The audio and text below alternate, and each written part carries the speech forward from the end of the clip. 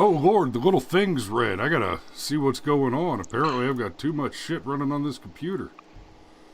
And it's all relevant except for that, so that'll help. Okay. Good morning. Good morning. Good morning. How are we doing this morning, Cameroon? Well, it's still cold, and I mean cold, and I realize it's not like totally adorable Danny cold, but it's cold for Georgia. Like yesterday morning in particular was miserable because sub-freezing temperatures with 30-mile-an-hour wind gusts are just, they're not the one you want, man. They are not. Agreed. So this morning, we're going to talk a little bit about the GameStop thing. It's been done to death a bit over the last few days. I don't want to talk about the ins and outs of the market movements around this, but this is a significant cultural event and a significant political event that people need to be paying attention to. And I want to talk about some of the reasons that's true. Before we get into it, though, a little bit of housekeeping. Because there's a good chance I'm going to make some suggestions while we're live this morning that might get us thrown the hell off of YouTube and Facebook. So, everybody, if you are seeing this on YouTube or Facebook, go find us on Rumble, on PocketNet.app. We have a locals community, locals.brushfiremind. We're on Minds.com. Where else are we, Cameron? We're on Rumble. I said Rumble already, didn't I? BitChute, yes. Daily Motion. I will repost this when this stream is over. I will immediately repost it. To all those places. So go find it there. Now, why should you care about GameStop? Some people are getting rich, some people are losing money. What is happening? We're going to take a quick peek at, because it's WTF CNN, I'm going to actually give CNN's Allison Moreau a little bit of props here. This article that she wrote about the GameStop situation, I need to shrink down the emergency backup camera a little bit. You're taking up too much space there, homeboy. Well, it's a thing. You big damn head. All right. Yeah, so, like I said, it's a thing. It is. Steve says, this is a great example of the reactionary, panic-driven society we have become, and we all know the downward spiral panic can be. Yeah, okay. That's not even the biggest problem. It's not. We'll get there in a minute, Steve. But your comment is well taken. Anyway, so Allison Moreau says has this article in CNN Business. Everything you need to know about the GameStop situation. Looks like I've got 2 eyeballs on Facebook and 2 eyeballs on YouTube now. Groovy. Good morning, Krista. Good morning. Hopefully Danny and them join us soon. Looking for Joy as well. Joy, I hope you're one of the pair of eyeballs I've got on here from Facebook over there. So yeah, I shamelessly want cute women in our chat, like I do. Yeah, I get it. It's a feature, not a bug. Yeah, and amusingly, unlike Jordan Peterson, the majority of our audience is female. It must be these sexy dulcet tones. Yes, Lord. You got to pick up a heavy load and carry it to know what you're made of. In fact, I've got one that Joy probably remembers from back at the units in the great state of Hawaii, rather the foreign country that we have occupied. Joy, maybe you remember this one from long road marches. I'm a steamroller, baby, and I'm a roll all over you. 2, 3, 4.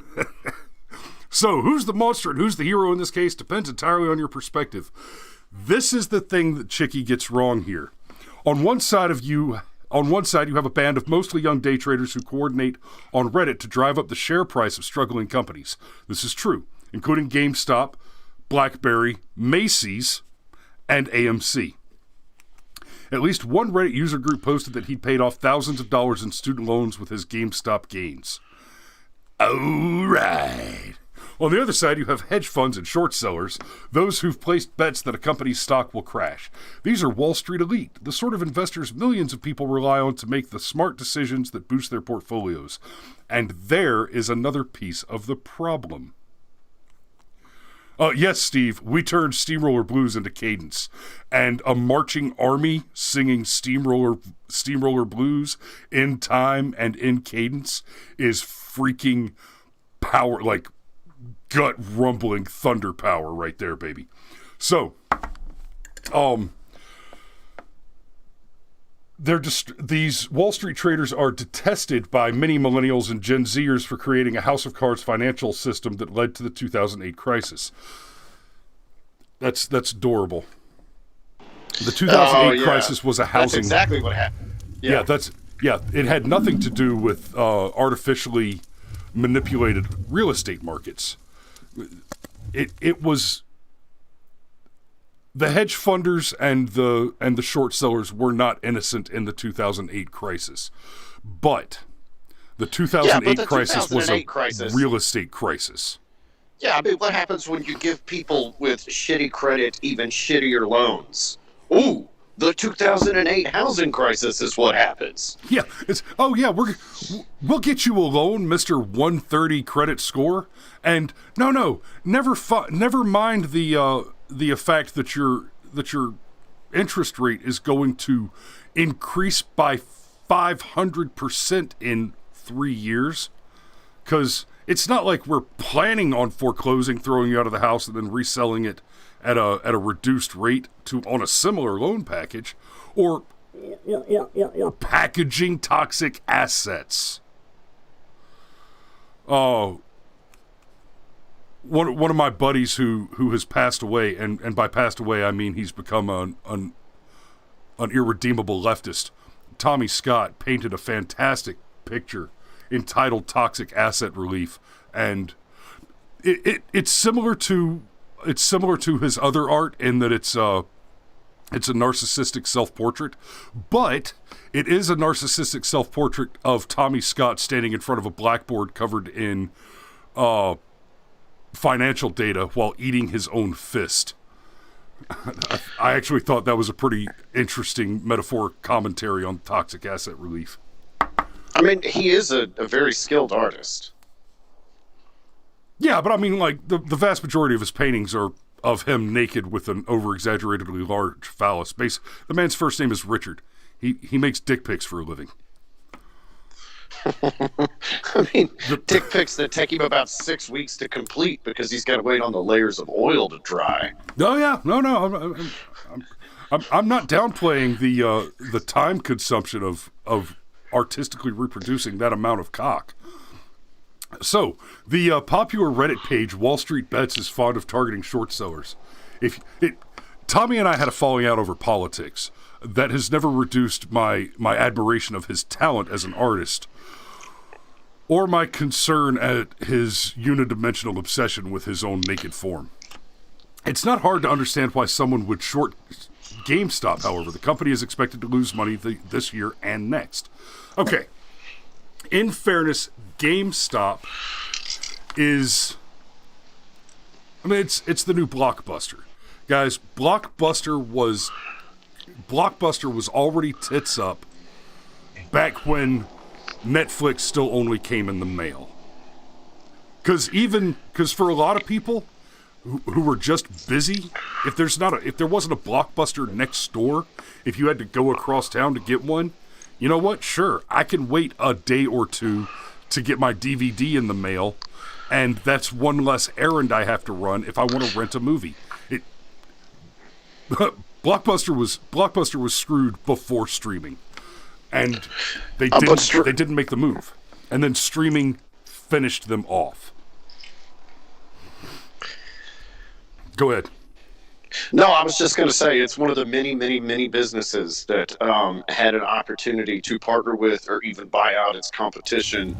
That boy, like, do you know? Once upon a time, Nintendo had the opportunity to own Sony's entire video game division. Yes. Whoops. Whoops. No bullshit. Do you realize once upon a time, Coke had the opportunity to buy out Pepsi for pennies on the dollar? And you know what screwed them there? Pepsi bought a Russian army.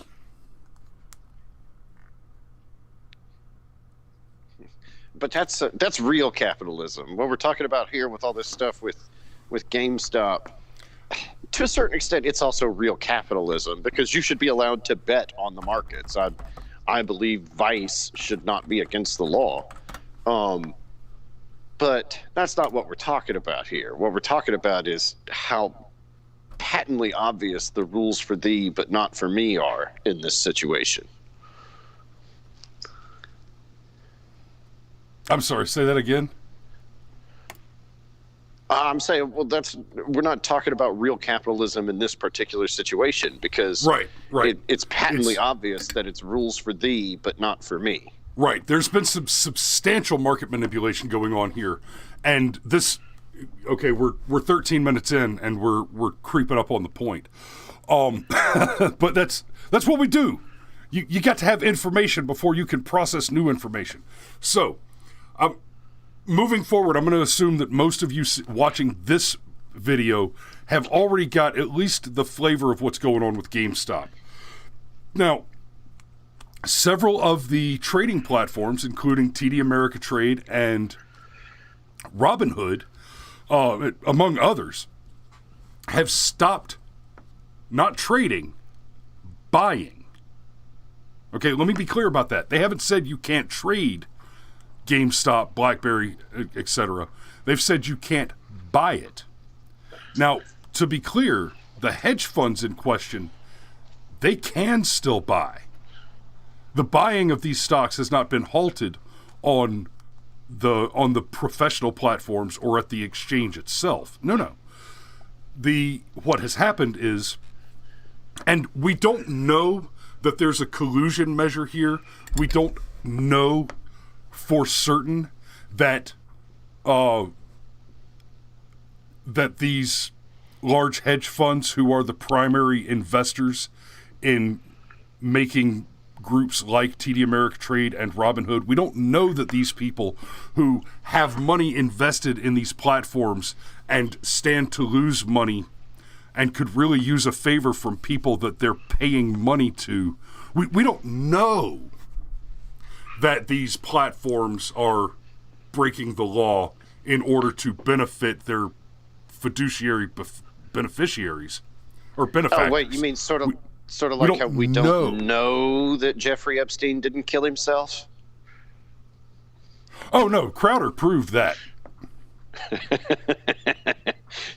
But it's sort of in that same vein. But yeah, we don't know. You know, it's kind of like how we don't, you know, we can't say for certain that the election was stolen in 2020 because we haven't seen the evidence. But that's, phew, buddy, and we're off. Whoa, Chris, whoa, wait a minute. That was the most free and fair election we've ever had. Yes, absolutely. Free and fair election. Completely unaffected by a myriad of law breaking that went on, which was explicitly designed to make elections less secure. But completely separate from that, what we're seeing here is there are moves being made to make it harder for the average citizen to engage in the market. In fact, more correctly, to make it impossible. They've changed the rules because they were losing the game. They've changed the rules so that if you're one of the Reddit buyers from Wall Street Bets, you can only sell. Not only that, they have force sold some of the stocks. So you didn't even make the choice to sell. They just sold it for you at whatever price it was at the time. That has happened to people now. There are some massive class action lawsuits coming in against several of these trading platforms now, and I hope they go very well. Now, right now, what they're talking about is civil litigation. These should transform into criminal accusations quickly, I hope. And I think the most correct way to say this is, if what has been done here by groups like Robinhood and TD Ameritrade is not explicitly criminal, it should be. And take those words seriously. You're hearing that from someone. My position on the law is, if I had my way, I would abolish the entire government structure, retain the Constitution as a sacrosanct document, and replace the existing judiciary with a private entity. You would literally hire a judge to arbitrate in cases, and the only cases in which you could hire a judge to arbitrate would be in cases of contract dispute between voluntarily entered individuals. Okay, so when I say there ought to be a law, you should take that a little more seriously than when you hear it from, say, a Democrat. So there are two big takeaways from this whole situation that everybody needs to be thinking about. The first is the mask is slipping off the cathedral. You've got politicians. Masks. We're up to 2 masks now, buddy. Haven't you heard Dr. Fauci? I was about to say you're ruining my point. No, you're making a great joke. Fantastic.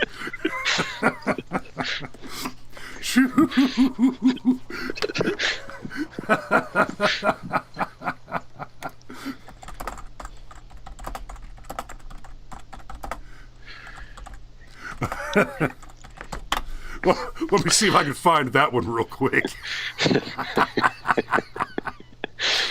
Oh, I'm glad I typed fast. Because I type stupid fast. Fauci spin from the Babylon Bee. Fauci spins his handy wheel of science to see what he should recommend today. It's funny, just tiny aside, but it'll actually feed back into your point. That's another fantastic example of rules for thee, but not for me. Like, absolutely. Nancy Pelosi can go to the salon and get a blowout, no problem. But the rest of California has to just stay the fuck closed. Oh, I'm sorry, did you take out a second mortgage on your house so that you could come up with the $250,000 to open your bar? Damn it, Cameron, I still haven't reassigned the F-bomb key. It's on my to-do list now. Well, fuck. Sorry, Uncle Steve. Well, not really. Sorry, Aunt Susie. Love you. F-bomb key. 3 exclamation points. And a red circle. So anyhow, the mask is slipping off the yes. Hey, Ma's here. Good morning, Ma. So, slippage. So the mask slipping off the cathedral. Over the last 4 or 5 years, the media, what I like to call the cartel media, have been pumping out lies, just incessant lies. You've got the very fine people hoax, you've got the Russia hoax, you've got the injecting bleach hoax, etc., etc., etc. The immigrants are rapists hoax. They're animals, they're not humans hoax. Right? All verifiably easily provable, because we have the video clips of the actual statements made. Hoaxes, falsehoods, lies. But people have been eating it up because half of the country are self-loathing, guilty ingrates who hate white people and orange people. Well, the orange man. Orange man bad. So they wanted the lies to be true. And since they wanted the lies to be true, they believed them and they repeated them and they regurgitated them. In this case, however, you have pretty bipartisan, uniform animosity towards some of these large hedge funds and that whole Wall Street establishment. And it's funny how that animosity happens, because you do not have bipartisanship on what the animosity roots from, but you have the bipartisanship on where the animosity is directed. For guys like me, we have a deep hatred of the Wall Street elites because they fund the Democrat Party.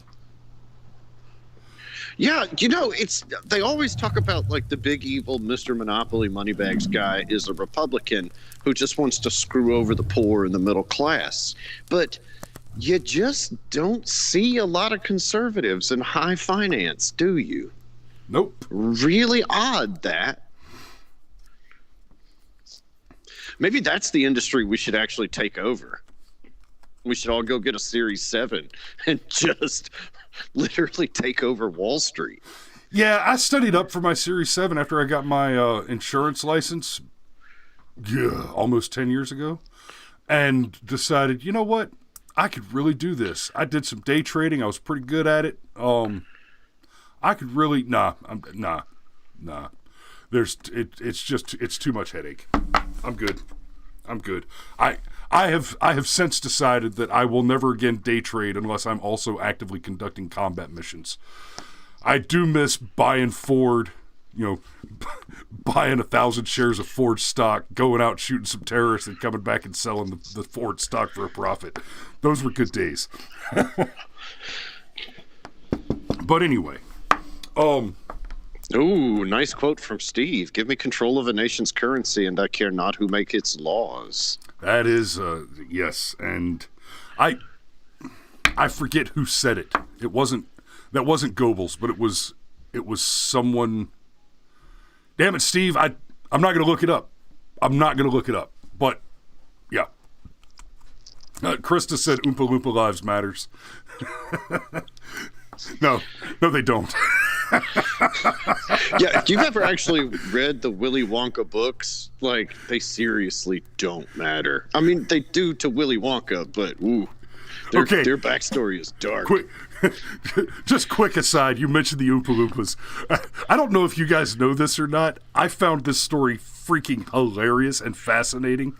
When the remake of Charlie and the Chocolate Factory came out by Tim Burton with Johnny Depp as Willy Wonka, all of the Oompa Loompas were played by Deep Roy. They took Deep Roy, they dressed him like an Oompa Loompa, and then they digitally copied him so that all the Oompa Loompas were identical in that one, right? In the original Willy Wonka and the Chocolate Factory, I think it was just Willy Wonka, but in the original with Gene Wilder. I almost said Gene Simmons. Boy, that's a different movie. But Gene Wilder, in the original one, of course, they had a cast of midgets and dwarves who were part of a specific acting guild, and it was... Excuse me, it's 2021. Little people. Oh.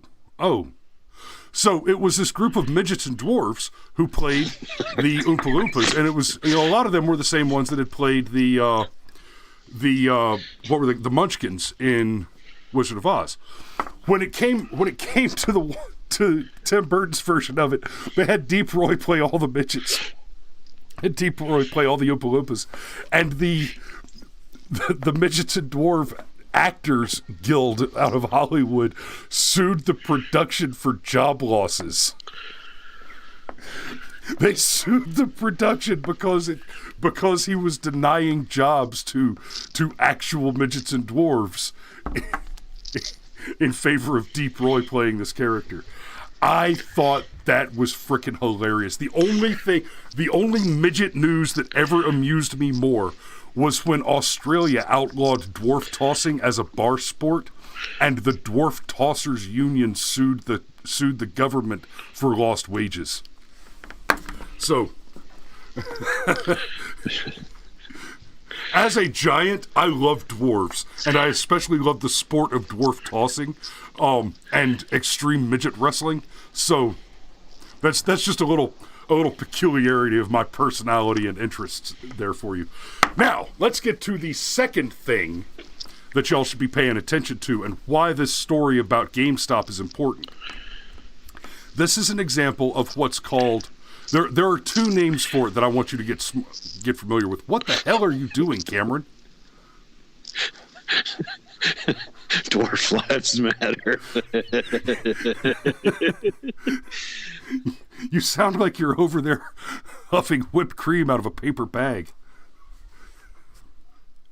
No, dude, you huff the gas out of the can. You don't huff the whipped cream out of a bag. I didn't say you were doing something correct. I said you sounded like you were doing something absurd. Anyway, the other thing you need to pay attention to, and I've got a separate video coming out about this. There are two names for the thing that has just happened.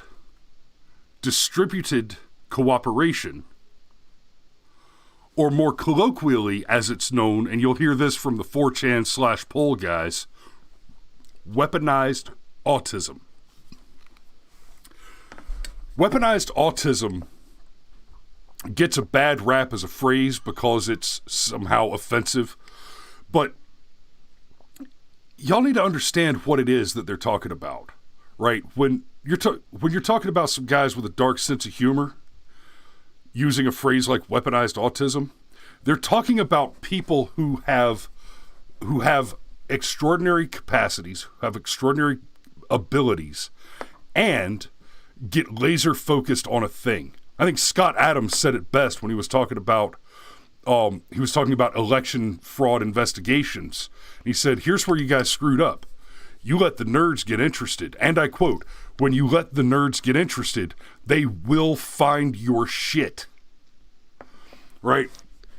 And y'all should go watch Coffee with Scott Adams sometimes. It has been an absolute delight for me watching him over the last 3 months and watching as he steadily increases the number of F-bombs in his podcast, as he's clearly getting more and more frustrated with various political and news situations. It's actually been hilarious because Scott Adams is not that guy. He's not slinging F-bombs all over the place normally. And then all of a sudden, he's getting more and more frustrated. It's like, okay, I see. Somebody got the bald man mad. Rod. So, we call it weaponized autism because people like the Rain Man. Right? Rain Man... Yeah, he had some problems. He had a visible disability that made it difficult for him to operate in regular society. But he also had... I'm a very good driver. He also had an extraordinary special ability as a result of that disability. And that's a real thing. I know, I'm sure the term idiot savant has become politically incorrect, but I don't care. The idiot savant is a real thing. Cameron, I don't know if you remember this guy when we were in high school, and I'm not going to say his name on here. Mom knew him, and I will only say that for those of you watching that know me well enough, he and I shared some family names. He was an autistic young man who was an incredibly brilliant drummer. You remember who I'm talking about, Cameron? Nope. Okay. I can tell you later, but I won't say his name on the show because I don't. Anyway. Is he also a very good driver? Yeah, very good driver. Yeah. Yeah, I have no idea about his driving, but he would give the cat from Dream Theater a run for his money. Well, that Rain Man reference just sailed right past you, didn't it? Anyhow, weaponized autism. But you already said it several times. Anyway, so what we're talking about here mostly happens on 4chan, has in the past mostly happened on 4chan, but it's where a group of people with the skill set go and achieve something incredible. It's also called distributed cooperation or distributed intelligence operation. So you have a bunch of people. And like I said, there's a related video coming out.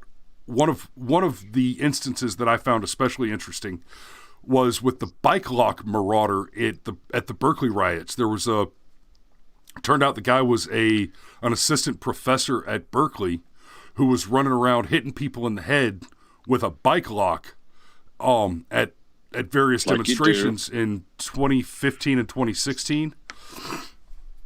And the guys on 4chan went through and they watched all the video because the guy got caught on video several times assaulting somebody with a bike lock. Well, he was dressed in black bloc with a mask up, but he wore the same glasses. He just wore his regular glasses when he had his mask on, and his mask slipped off in one of the videos. And then there were other videos where they found the guy and they compared his height.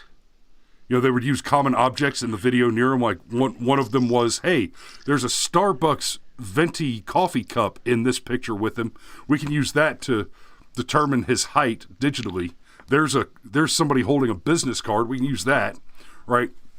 Matched his shoes, matched his backpack, matched his sunglasses. And then they went and found all his data. They found his name. They found his phone number, his home address. They found everything and turned it over to the police. Here's the video. Here's the comparative compilations that show how these videos relate to one another and prove this guy's identity. And then here's where he is. You can find him. That guy's a fugitive now, right? He was fired. And he's been on the run for a while. At least the last I checked, he's still a fugitive. I don't think they've caught him yet. But they're looking for him. Just realized. Okay, do you need to hang up and get going? Because I can keep rolling for a minute. I mean, are we getting there? Because that's the thing that.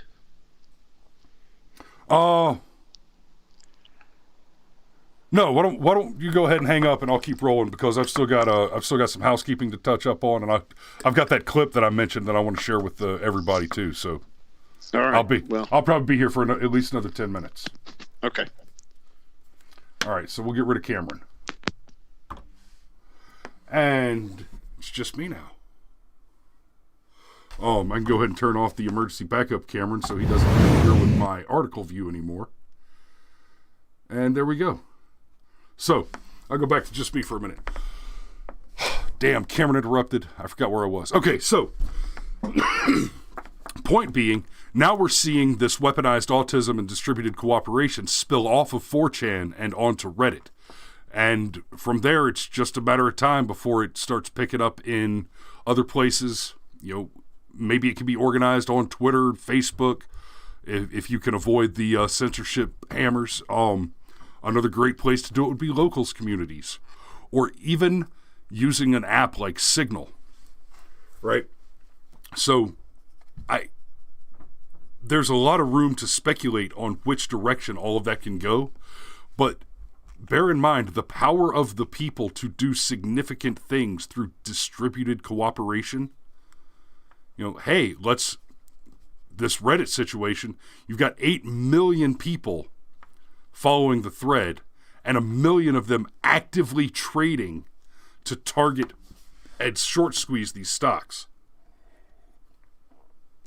That's a huge deal, guys. Huge deal. So pay attention because there are going to be some significant developments on this in the coming weeks.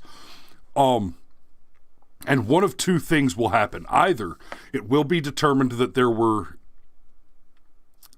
unethical practices conducted by the hedge funds and or the trading platforms, and then there will be regulatory measures taken to curb that in the future, or nothing changes legally and the big boys have to change their strategies. Now, both of those outcomes could be bad for the little guy. There's also potential for those outcomes to be good for the little guy. I'm not hopeful on that, but there's potential there.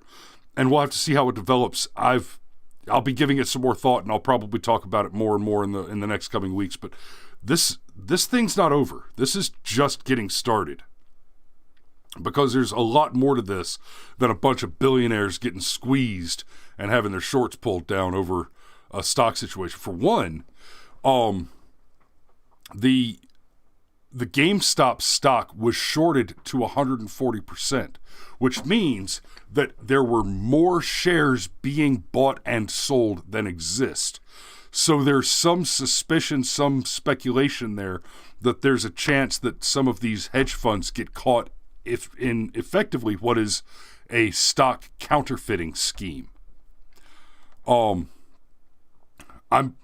That is not my analysis or my assumption. I'm reporting on what is being reported in the news. There are some analysts pointing out that this might be a case of a stock counterfeiting scheme. It's possible that it's not, but that's some of the stuff that's going on. Okay, now for the housekeeping stuff.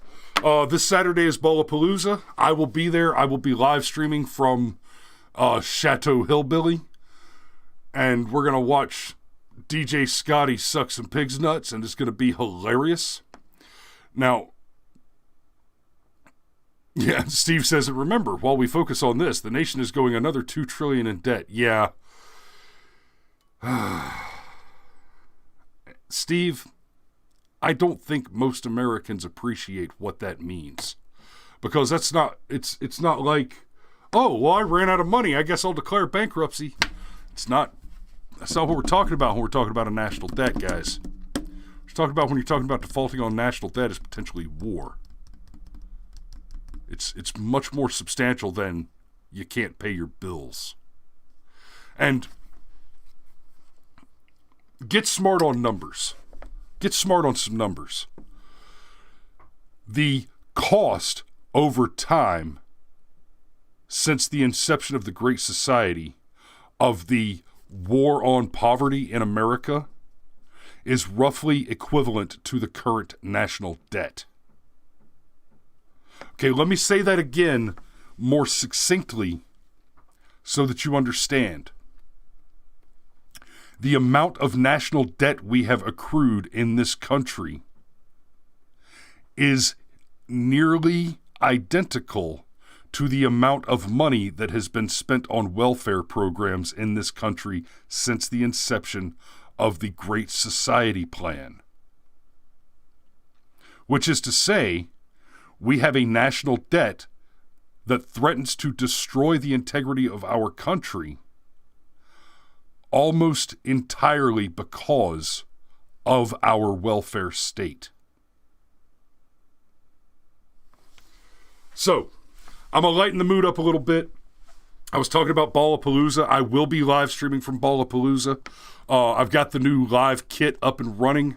Some of you guys watched me yesterday while I was doing the tech support check on that to see if everything was working correctly, and it is. So I'll have cameras all over the place as we're doing, as the whole Ballapalooza thing is going on.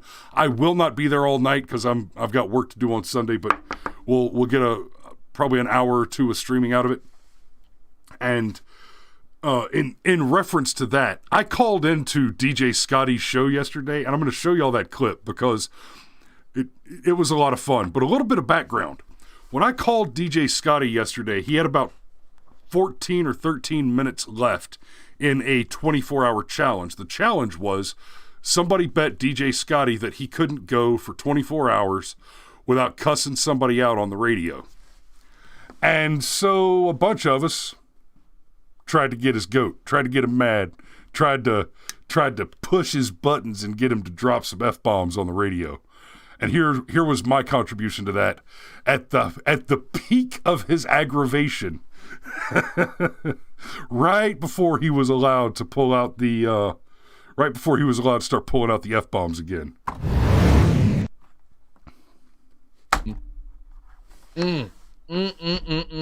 God almighty, here it comes again. Hello? This is Yvonne Chekhov calling from Russian Troll Farm. How is Scotty hold up on no cuss challenge this morning? Oh my Jesus. I You know, all of Mother Russia is eagerly awaiting Lollapalooza this weekend to watch DJ Scotty, who cannot cuss now, suck the pig's nuts. You know, pig's nuts. Pig's nuts is like potato, if only in shape, nutsack. So I had fun. I had fun messing with Scotty yesterday, and that's. I'll be popping over there as soon as this is over. Oh no, I've got a meeting. Anyway, that's the show for today.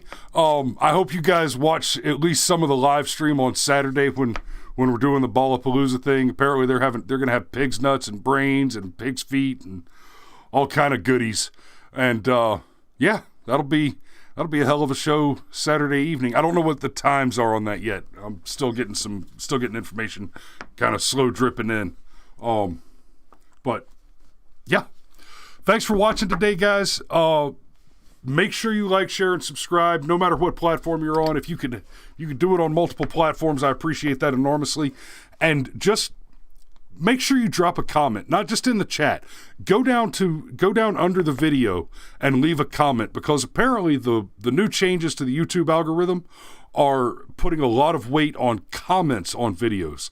So leave me a comment, call me an asshole, whatever you need to do.